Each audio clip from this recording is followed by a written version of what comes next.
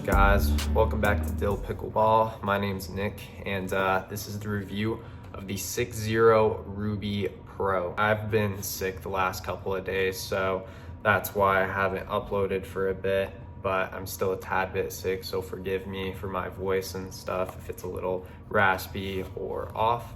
However, this is going to be a shorter video because I don't have a ton to say. The 6-0 Ruby Pro was a paddle I was really excited to try out because I heard the spin was crazy. If you know me, you know I like spin because I loved the RPM Friction Pro. However, I'm just going to be upfront right off the bat. I did not enjoy this paddle whatsoever. So if you're here to get my overall opinion right off the bat, man, this paddle I just didn't like. It's the least favorite paddle I've ever tried. But if you're here for a more in-depth review and the details on why, I'll get to that right now. So 6-0 has kind of been making waves recently. They've been kind of a quiet brand the last year, and then they released the Ruby Pro and then the Black Opal, which is what I hope to get my hands on next. I'd like to try that one out. I've heard it's a good paddle. However, this paddle was pretty hyped as well. It was a bit overshadowed by the Black Opal, but it's still, you know, being talked about, and it seems like it's a pretty popular paddle. Guys, this channel would not be possible, this paddle would not be possible, and all the other paddles I have demoed have not been possible without LockerRoom Sports, guys. Absolutely love them. If you're not familiar with them, they're located in Southern Utah, and they also have an online store. The link for that will be in the description, and they have probably the largest and widest range of pickleball paddles and other accessories. Guys, go order from them.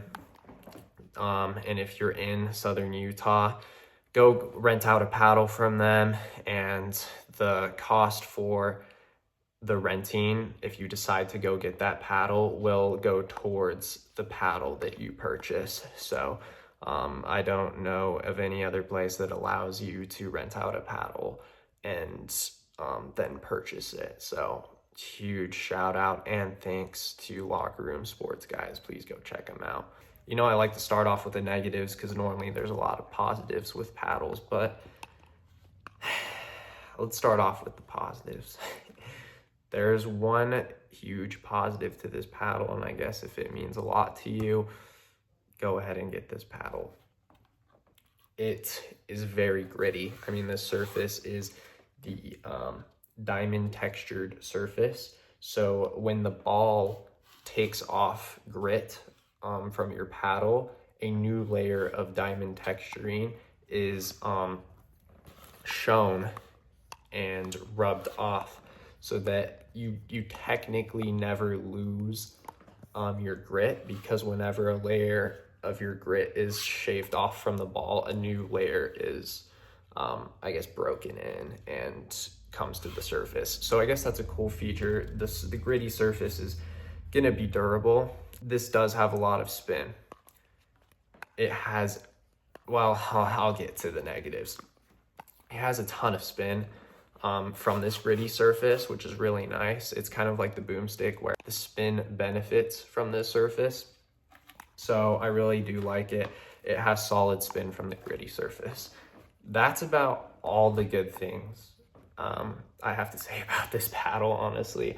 Let's get into the negatives. Now, I know I said that the spin on this paddle is good, but the issue is it has zero dwell time whatsoever. It's actually a Gen 2 paddle, not a Gen 3, not even a Gen 4. So Gen 2s and Gen 3s obviously are known to be less durable than Gen 4s. The only issue with the Gen 2s is you're not getting that increased dwell time because you don't have a trampoline effect because it's a Gen 2. So you get the negatives of a Gen 3 by its core crushing easier than a Gen 4, but you get the negatives of a Gen 4 by it not having any dwell time, no trampoline effect. See, these edges don't flex very easy, if at all.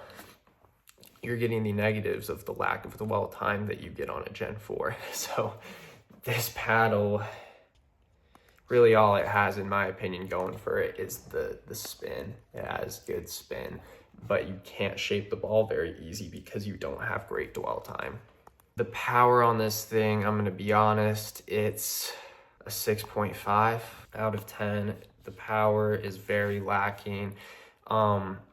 You know, those Walmart paddles, those Walmart wooden paddles that you get for like 15 bucks, they probably generate the same amount of power and feel that this paddle has. This thing has no feel. It feels super muted. When you hit the ball with this thing, you feel so disconnected from the ball. You feel like you can't shape it.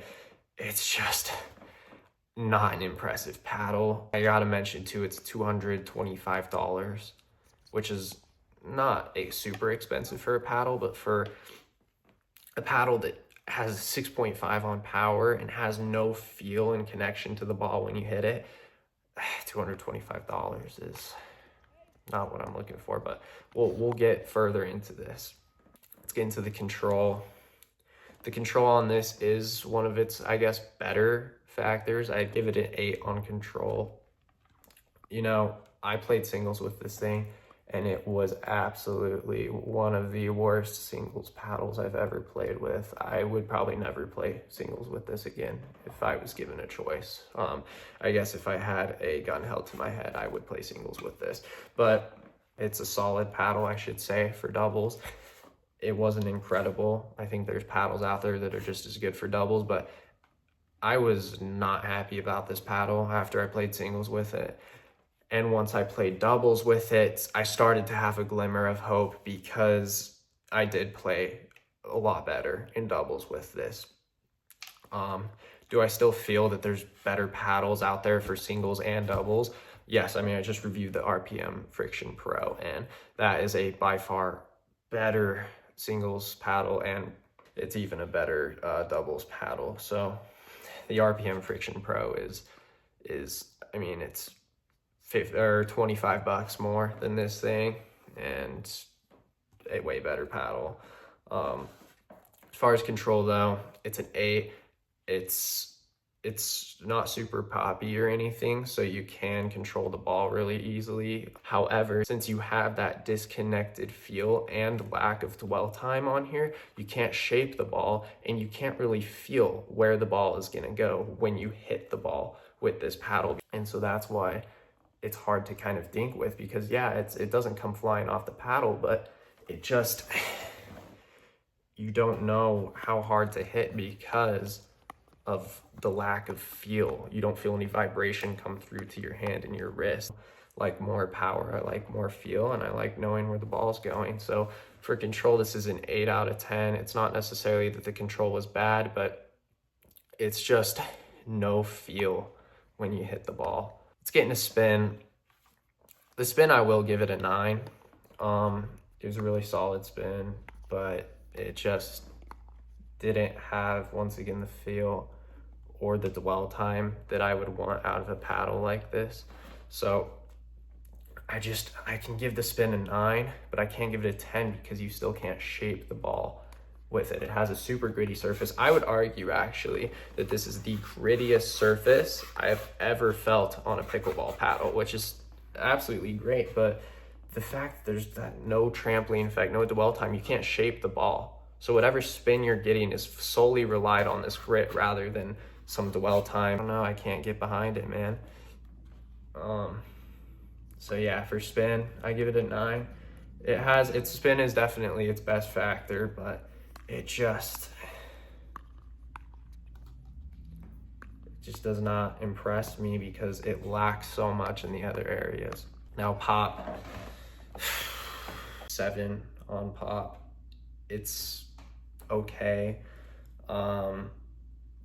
Like I said, it feels really muted, but it is a 14 millimeter paddle, as you can see right there, 14 millimeter.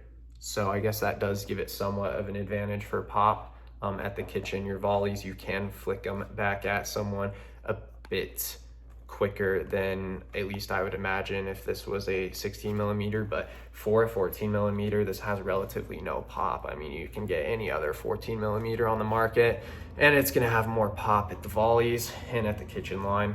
Really just not an impressive paddle. I'm really disappointed. I'm sure there are people that this paddle is for. However, for me, this absolutely isn't it.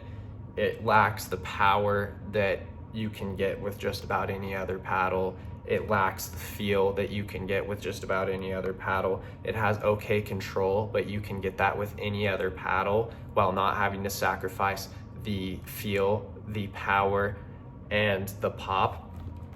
And then its spin is really good, but it doesn't make up for what it lacks in other areas. Therefore, I can't say anything too good about it.